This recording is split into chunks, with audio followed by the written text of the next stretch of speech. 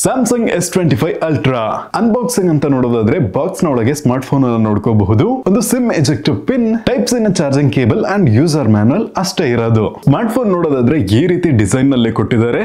So side ನಲ್ಲಿ ನೋಡೋದಾದ್ರೆ titanium frame ಇದೆ ಅಂಡ್ ಡಿಸೈನ್ ನಲ್ಲಿ ಸ್ವಲ್ಪ ಚೇಂಜಸ್ ಅನ್ನ ನೋಡ್ಕೊಬಹುದು. ಸೊ ಇಲ್ಲಿ ಎಡ್ಜಸ್ ಎಲ್ಲ ಕರ್ವ್ ಮಾಡ್ಬಿಟ್ಟಿದ್ದಾರೆ. S24 ಅಲ್ಟ್ರಾದಲ್ಲಿ ನೋಡೋದಾದ್ರೆ ಎಡ್ಜಸ್ ಹಂಗೆ ಶಾರ್ಪ್ ಆಗಿತ್ತು, ಕೈಯಲ್ಲಿ ಇಟ್ರೆ ಹಂಗೆ ಚುಸ್ತಾ ಇತ್ತು. ಸೊ ಆತರ ಏನು ಈಗ ಫೀಲಿಂಗ್ ಆಗ್ತಾ ಇಲ್ಲ. ಸೊ ನನ್ನ ಹತ್ರ ಇರೋದು ಕಲರ್ ವೇರಿಯಂಟ್ ಟೈಟಾನಿಯಂ ಬ್ಲೂ ಅಂತ.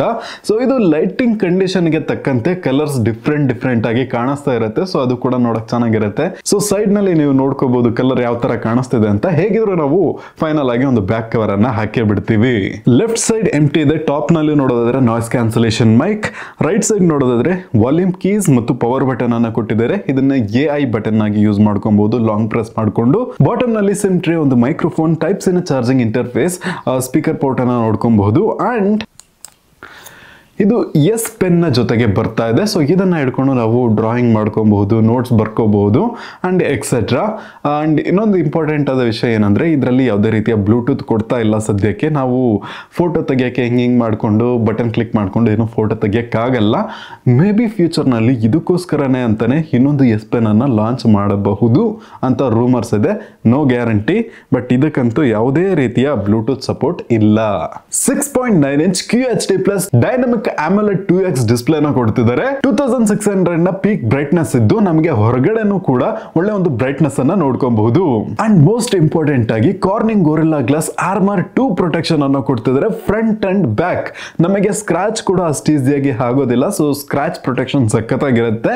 ಅಂಡ್ ಇನ್ನೊಂದು ಇಂಪಾರ್ಟೆಂಟ್ ಆದ ವಿಷಯ, ಇದರಲ್ಲಿ ಆಂಟಿ ರಿಫ್ಲೆಕ್ಷನ್ ಕೋಟಿಂಗ್ ಕೂಡ ಕೊಟ್ಟಿದ್ದಾರೆ. ಸೊ ಏನಾದ್ರು ಲೈಟ್ಸ್ ಎಲ್ಲ ಬೀಳ್ತಾ ಇದ್ರೆ ಡಿಸ್ಪ್ಲೇ ನಲ್ಲಿ ಅಷ್ಟು ರಿಫ್ಲೆಕ್ಷನ್ ಆಗೋದಿಲ್ಲ, ನಮಗೆ ಕಣ್ಣಿಗೆ ಗ್ಲಾರ್ ಎಲ್ಲ ಹೊಡಿಯಲ್ಲ ಬೇರೆ ಲೈಟ್ ಹೊರಗಡೆಯಿಂದ ಬಿದ್ರೆ. ಸೊ ನಮಗೆ ಡಿಸ್ಪ್ಲೇ ಕ್ವಾಲಿಟಿ ಚೆನ್ನಾಗಿರುತ್ತೆ, ವೀವಿಂಗ್ ಎಕ್ಸ್ಪೀರಿಯನ್ಸ್ ಕೂಡ ತುಂಬಾನೇ ಚೆನ್ನಾಗಿರುತ್ತೆ. ಅಂಡ್ ಡಿಸ್ಪ್ಲೇ ನ ಕಲರ್ ಔಟ್ಪುಟ್ ಕ್ವಾಲಿಟಿ ಅಂತ ನೋಡೋದಿದ್ರು ಅದು ಕೂಡ ಸೂಪರ್ ಆಗಿದೆ. ಇದರಲ್ಲಿ ನೋಡೋದಾದ್ರೆ ನಮಗೆ ಫ್ಲಾಟ್ ಒಂದು ಡಿಸ್ಪ್ಲೇ ನ ನೋಡ್ಕೋಬಹುದು, ಯಾವುದೇ ರೀತಿಯ ಕರ್ವ್ ಕೊಟ್ಟಿಲ್ಲ. ಸೊ ಕರ್ವ್ ಕೊಟ್ಟಿದ್ರೆ ಇನ್ನೂ ಚೆನ್ನಾಗಿರ್ತಿತ್ತು. ಅಂಡ್ ಬೆಸಲ್ಸ್ ಎಲ್ಲ ನೋಡೋದಾದ್ರೆ ತುಂಬಾನೇ ಕಡಿಮೆ ಕೊಟ್ಟಿದ್ದಾರೆ, ಅದು ಕೂಡ ಒಂದು ಸೂಪರ್ ಆದ ವಿಷಯ. ಸ್ಮಾರ್ಟ್ ಫೋನ್ ಅಲ್ಲಿ 5000 mAh ನ ಒಂದು ಬ್ಯಾಟರಿಯನ್ನ ಕೊಟ್ಟಿದ್ದಾರೆ. ಆರಾಮಾಗಿ ನಾವು ಒಂದಿನ ಯೂಸ್ ಮಾಡ್ಕೊಬಹುದು. 45 ವಾಟ್ಸ್ ನ ಫಾಸ್ಟ್ ಚಾರ್ಜಿಂಗ್ ಸಪೋರ್ಟ್ ಅನ್ನ ಕೊಟ್ಟಿದ್ದಾರೆ ಅಂಡ್ 15 ವಾಟ್ಸ್ ನ ವೈರ್ಲೆಸ್ ಚಾರ್ಜಿಂಗ್ ಸಪೋರ್ಟ್ ಇದೆ ಅಂಡ್ 5 ವಾಟ್ ನ ಒಂದು ರಿವರ್ಸ್ ಚಾರ್ಜಿಂಗ್ ಅನ್ನ ಕೂಡ ಸಪೋರ್ಟ್ ಮಾಡುತ್ತೆ. ಸೊ ಬ್ರಾಂಡೆಡ್ ಕಂಪನೀಸ್ ಗಳು ಇನ್ನೂ ಜಾಸ್ತಿ ಫಾಸ್ಟ್ ಚಾರ್ಜಿಂಗ್ ಅನ್ನ ಕೊಡ್ತಾ ಇಲ್ಲ, 25, 45 ನೆಲ್ಲ ಇದ್ದಾರೆ. ಸೊ ನೋಡೋಣ ಇನ್ನು ಫ್ಯೂಚರ್ ನಲ್ಲಿ. ಸೊ ಯಾಕೆ ಇನ್ನೂ ಜಾಸ್ತಿ ಫಾಸ್ಟ್ ಚಾರ್ಜಿಂಗ್ ಕೊಡೋಲ್ಲ ಅಂತ ನೋಡೋದಾದ್ರೆ, ನಮ್ಮ ಒಂದು ಬ್ಯಾಟರಿನ ಪರ್ಫಾರ್ಮೆನ್ಸ್ ಚೆನ್ನಾಗಿರ್ಲಿ, ಲಾಂಗ್ ಲಾಸ್ಟಿಂಗ್ ಆಗಿ ಬರ್ಲಿ ಅಂತ ಈ ರೀತಿ ಒಂದು ಕ್ಯಾಚ್ ಅನ್ನ ಇಟ್ಟಿದ್ದಾರೆ ಅಂತ ಹೇಳ್ಕೊತಾರಪ್ಪ. ಅಂಡ್ ಪರ್ಫಾರ್ಮೆನ್ಸ್ ಅಂತ ನೋಡೋದಾದ್ರೆ ಪ್ರೊಸೆಸರ್ ತುಂಬಾನೇ ಇಂಪಾರ್ಟೆಂಟ್ ಅಲ್ವಾ. Snap dragon 8 Elite for Galaxy ಅಂತ ಒಂದು ಪ್ರೊಸೆಸರ್ ನ ಇನ್ಸ್ಟಾಲ್ ಮಾಡಿದ್ದಾರೆ. ಇದು ಸ್ನ್ಯಾಪ್ ಡ್ರ್ಯಾಗನ್ ನ ಜೊತೆಗೆ ಕೊಲಾಬ್ ಮಾಡಿಕೊಂಡು ಗ್ಯಾಲಕ್ಸಿ ಫೋನ್ ಗೋಸ್ಕರನೇ ಅಂತ ಮಾಡಿರೋ ಒಂದು ಪ್ರೊಸೆಸರ್ ಆಗಿದೆ. ಸ್ವಲ್ಪ ಓವರ್ ಕ್ಲಾಕ್ಡ್ ಆಗಿರುತ್ತೆ ಅಂಡ್ ಇದು 3 nm ನಲ್ಲಿ ಮಾಡಲಾಗಿದ್ದು ಒಳ್ಳೆ ಒಂದು ಪವರ್ ಎಫಿಷಿಯಂಟ್ ಅಂಡ್ ಪರ್ಫಾರ್ಮೆನ್ಸ್ ಕೂಡ ತುಂಬಾನೇ ಚೆನ್ನಾಗಿ ಕೊಡುತ್ತೆ. ಇನ್ನೊಂದು ಇಂಪಾರ್ಟೆಂಟ್ ಆದ ವಿಷಯ, ಹೀಟ್ ಕಡಿಮೆ ಆಗುತ್ತೆ. ಕ್ಯಾಮ್ರಾ ಅಂತ ನೋಡೋದಾದ್ರೆ ತುಂಬಾನೇ ಇಷ್ಟ ಆಯ್ತು. 200 ಮೆಗಾಪಿಕ್ಸೆಲ್ ನ ಒಂದು ಮೇನ್ ಕ್ಯಾಮ್ರಾ ಸೆನ್ಸರ್ ಅನ್ನ ನೋಡ್ಕೊಬಹುದು. f1.7 ನ ಜೊತೆಗೆ ಬರ್ತಾ ಇದೆ. ಅಂಡ್ ಫೋಟೋ ಕ್ವಾಲಿಟಿ ಅಂತ ನೋಡೋದಾದ್ರೆ ನೀವು ಇಲ್ಲಿ ಸ್ಕ್ರೀನ್ ನಲ್ಲಿ ನೋಡ್ಕೊಬಹುದು ಯಾವ ರೀತಿಯಾದ ಒಂದು ಫೋಟೋ ಔಟ್ಪುಟ್ ಅನ್ನ ಕೊಡ್ತಾ ಇದೆ ಅಂತ. ಸೊ ಪರ್ಸನಲ್ ಆಗಿ ನೋಡೋದಾದ್ರೆ ಫೋಟೋ ಕ್ವಾಲಿಟಿ ಅಂತೂ ಸೂಪರ್ ಆಗಿದೆ, ಕಲರ್ಸ್ ಔಟ್ಪುಟ್ ಕೂಡ ತುಂಬಾನೇ ಚೆನ್ನಾಗಿದೆ. ಅಂಡ್ ಬ್ಯಾಕ್ ಕ್ಯಾಮ್ರಾದಲ್ಲಿ ತೆಗೆದಿರುವಂತಹ ವಿಡಿಯೋ ಔಟ್ಪುಟ್ ಅನ್ನ ಕೂಡ ನೀವು ನೋಡ್ಕೊಬಹುದು. ಸೊ ಅದು ಕೂಡ ತುಂಬಾನೇ ಚೆನ್ನಾಗಿದೆ. ಸೊ ಯಾವುದೇ ರೀತಿಯ ಲ್ಯಾಗ್ ಇಲ್ಲದೆ ಒಳ್ಳೆ ಚೆನ್ನಾಗಿ ಬರುತ್ತೆ. ಆಲ್ಸೋ ಇದರಲ್ಲಿ ಹೊಸದಾಗಿ ಲಾಗ್ ವಿಡಿಯೋ ಶೂಟಿಂಗ್ ಕೂಡ ಅವೈಲಬಲ್ ಇದೆ. ಸೊ ನಾವು ಲಾಗ್ ವಿಡಿಯೋಸ್ ಗಳನ್ನ ತಗೊಂಡು ಅದನ್ನ ಫ್ಯೂಚರ್ ನಲ್ಲಿ ಕಲರ್ ಗ್ರೇಡ್ ಅನ್ನ ಮಾಡ್ಕೊಬಹುದು. ಪ್ರೋ ವಿಡಿಯೋಸ್ ಗಳನ್ನೆಲ್ಲ ತೆಗೆಯೋರಿಗೆ ಇದು ತುಂಬಾನೇ ಯೂಸ್ ಆಗುತ್ತೆ. ಅಂಡ್ ಸ್ಲೈಟ್ ಅಪ್ಗ್ರೇಡ್ ಅಂತ ನೋಡೋದಾದ್ರೆ S24 ಅಲ್ಟ್ರಾದಿಂದ S25 ಅಲ್ಟ್ರಾದಲ್ಲಿ ನಮಗೆ 50 ಮೆಗಾಪಿಕ್ಸೆಲ್ ನ ಒಂದು ಅಲ್ಟ್ರಾ ವೈಡ್ ಕ್ಯಾಮ್ರಾ ಸಿಗ್ತಾ ಇದೆ. ಟೆಲಿಫೋಟೋ ಕ್ಯಾಮ್ರಾ ಬಗ್ಗೆ ಮಾತಾಡದೇ ಇದ್ರೆ ಹೇಗೆ, ಇದ್ರ ಬಗ್ಗೆ ಕಂಪ್ಲೀಟ್ ಮಾಹಿತಿಯನ್ನ ಕೊಡ್ತೀನಿ. ನಮಗೆ 50 ಮೆಗಾಪಿಕ್ಸೆಲ್ ನ 5x optical zoom camera plus 10 megapixel ನ 3x ಝೂಮ್ ಕ್ಯಾಮ್ರಾ ಕೂಡ ಸಿಗ್ತಾ ಇದೆ. ಇದರಲ್ಲಿ ನಾವು 100x ಡಿಜಿಟಲ್ ಝೂಮ್ ಕೂಡ ಮಾಡ್ಕೊಬಹುದು. ನೀವು ನೋಡ್ಕೋಬಹುದು 1x, 2x, 3x, 5x, 10x, 30x and 100x. So ಈ ರೀತಿ ಇದು ಝೂಮ್ ಮಾಡಿ ಫೋಟೋಸ್ ಅನ್ನ ತೆಗೆಯುತ್ತೆ. ಅಂಡ್ 5x 10x ಗೆಲ್ಲ ಕ್ಯಾಮ್ರಾ ಕ್ವಾಲಿಟಿ ತುಂಬಾನೇ ಚೆನ್ನಾಗಿದೆ. 30x 100x ಅದೆಲ್ಲ ಹೋಗುವಾಗ ಕ್ಯಾಮ್ರಾ ಕ್ವಾಲಿಟಿ ಅಷ್ಟೇನು ಇರೋದಿಲ್ಲ. ಓಕೆ, ಮೇನ್ ಇಂಪಾರ್ಟೆಂಟ್ ಆಗಿ ಕೇಳಬಹುದು, ನೀನು ಮೂನಿಗೆಲ್ಲ ಝೂಮ್ ಹಾಕಿ ತೆಗಿಲಿಲ್ವಾ ಅಂತ. ಸೊ ಅದನ್ನೆಲ್ಲ ನೀವು ಇನ್ನೂ ನಂಬ್ಕೊಂಡಿದ್ದೀರಾ.